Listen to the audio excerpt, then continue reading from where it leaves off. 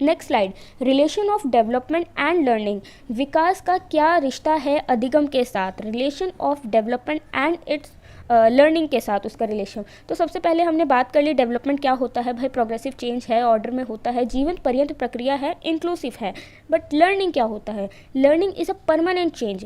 क्या है, permanent change है बिहेवियर में through experience, efforts and practice. आप जैसे जैसे सीखते चले जाते हैं, आप एफर्ट्स करते हैं, प्रैक्टिस करते हैं, उसी के बाद आपको उस चीज़ का एक्सपीरियंस होता है, उस चीज़ की लर्निंग होती है। आप बच्चा, जो छोटा बच्चा होता है वो बाय बर्थ उसको ABCD नहीं आती, वो उसको कुछ नहीं आता, वो अपने माता के गर्भ से ही कोई चीज़ सीख के नहीं आता, वो बाहर दुनिया में आने के बाद सारी चीज़ें सीखता है। तो वो धीरे धीरे प्रैक्टिस करता है ABCD की, सीखता है, उसके बाद ही उसको वो याद होती है। तो उसको हम क्या बोलते हैं, लर्निंग बोलते हैं, अधिगम बोलते हैं। यानी कि एक permanent change, behaviour change through experience, efforts and practice.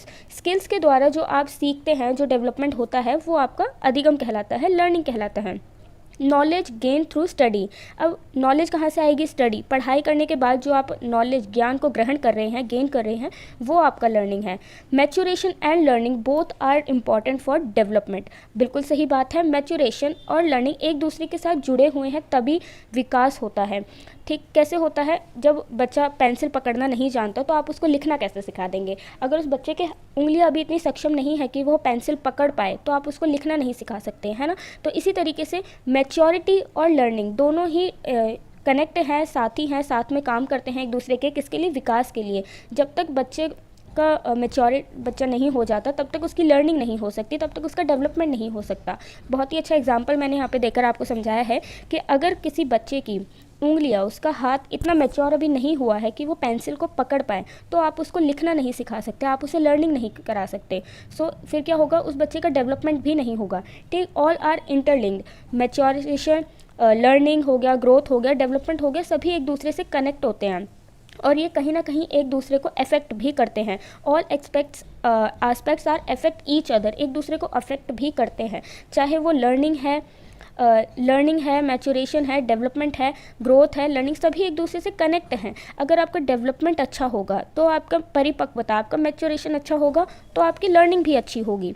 ठीक, बट कहीं ना कहीं अगर किसी चीज़ में कमी है, कोई चीज़ आपको सही ढंग से नहीं मिल पाई है, तो उसका नेगेटिव इम्पैक्ट भी होगा। यानी कि अगर आपका विकास सही से नहीं हो पाया तो उसका इफेक्ट आपके अधिगम पे भी पड़ेगा, आपके विकास पे भी पड़ेगा। आई होप ये भी आपको क्लियर हुआ होगा। नेक्स्ट बात करते हैं, maturation set limit to development. जैसे कि हमने पहले ही डिस्कस कर लिया है कि मैच्योरेशन, ग्रोथ जो होती है वो एक लिमिट पे आकर रुक जाती है, एक लिमिट तक ही विकास होता है मैच्योरेशन के थ्रू। तो इसका मतलब जो आपकी हाइट होती है वो एक ही एज पॉइंट होता है जहाँ पे आके आपकी हाइट रुक जाती है, उसके बाद आपकी हाइट नहीं बढ़ती। बट जो डेवलपमेंट है वो कहीं ना कहीं, किसी ना किसी तरीके से, आपके इंटरनल हो चाहे एक्सटर्नल हो, जीवन पर्यंत प्रक्रिया है, आपके कब्र तक डेवलपमेंट, विकास होता रहता है।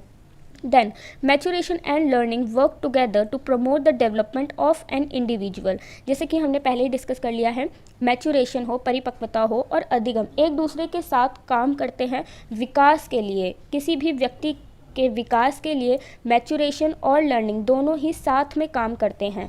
बट ये इसका उल्टा है, प्याजे जो हैं, जीन प्याजे, वो इसका उल्टा कहते हैं। जीन प्याजे कहते हैं कि पहले विकास होता है, उसके बाद मैच्योरेशन और लर्निंग होती है। बट दोनों ही अपनी चीज़ में जगह ठीक है।